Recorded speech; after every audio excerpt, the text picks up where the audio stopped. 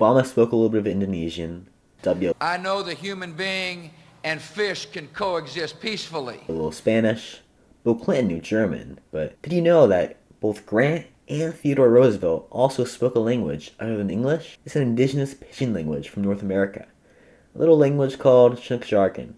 But what the fuck is that? Hui hui tum tum. Chinuk Wawa is an indigenous pidgin language that's historically spoken across the Pacific Northwest, with an influence from many indigenous language families and some European ones. It existed primarily as a trade language, and even after annexation in 1846, it still remained in some workplaces late into the 19th century. Now, a whole video on this language is for sure on my list, but I think that should be enough sufficient background to start out with. So, let's begin chronologically with There were lots and lots and lots of Civil War generals who spoke Chinuk Wawa due to previous service in the Northwest, especially in Fort Vancouver. There's plenty of interesting Civil War stories about Chinuk Wawa, but I'll have to discuss them in a different video because there's so many. Back to Lincoln. Clarify, Lincoln did not speak Chinuk Wawa. However, he was certainly aware of it. Alfred R. Elder, a U.S. government Indian agent, wrote a letter to Lincoln in 1862.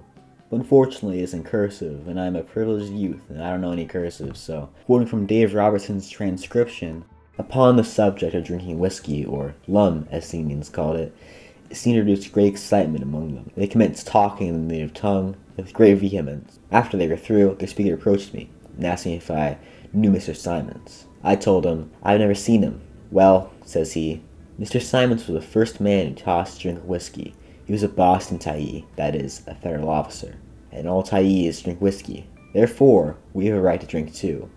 But you have been with us for 2 days, and if your conduct is the same all the time, we will follow your example. So while we don't know if Lincoln spoke in Chinuk Wawa personally, at the very least, his eyes saw some.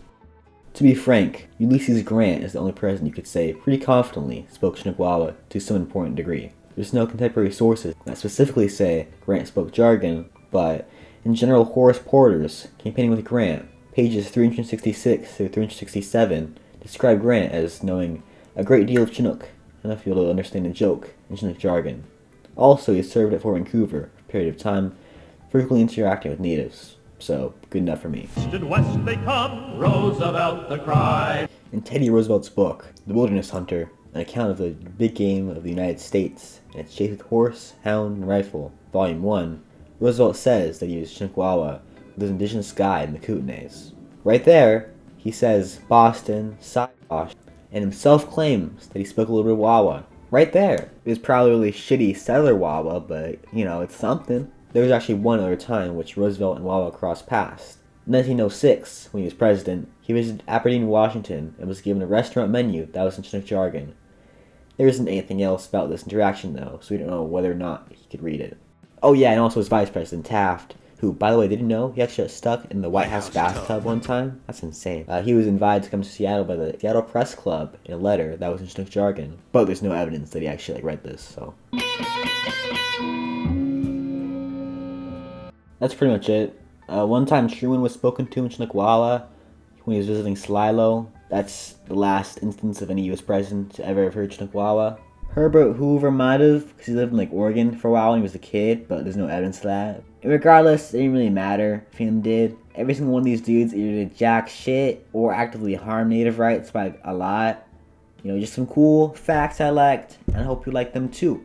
Pretty much all this information is taken from Dave Robertson articles. Really cool guy. A lot of really good information he talks about. Support him, check him out. And also support Chinook Justice. Thank you for watching.